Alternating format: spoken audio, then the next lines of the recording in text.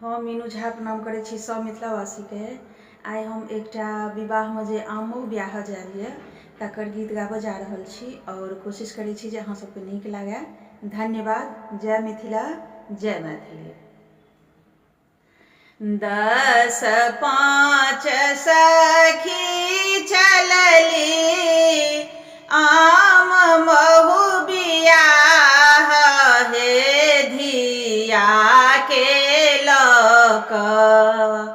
10 5 सखी चलले आम महु बियाह हे धिया के लक। साजिले सिंदूर पिठार हे धिया के लक। साजिले सिंदूर पिठार हे धिया के लक। सिंदूर पिठार धिया आम मोह लगेले हे धिया के लक। सिंदूर पिठार धिया आम मोह लगलनि हे धिया के लक।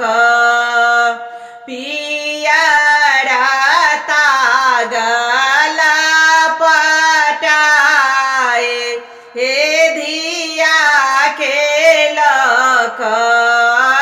पियरा तागल पटाई हे धिया के लक।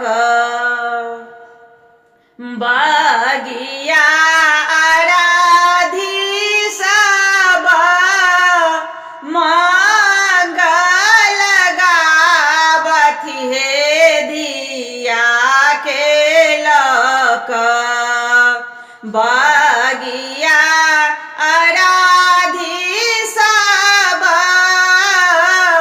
मंगल गावथि हे धिया के लक। मांगिले जन्म आहे बात हे धिया के लक। मांगिले जन्म आहे बात हे धिया के लक। 10 5 सखी चलले आम मह बियाह हे धिया के लक। साजिले सिंदूर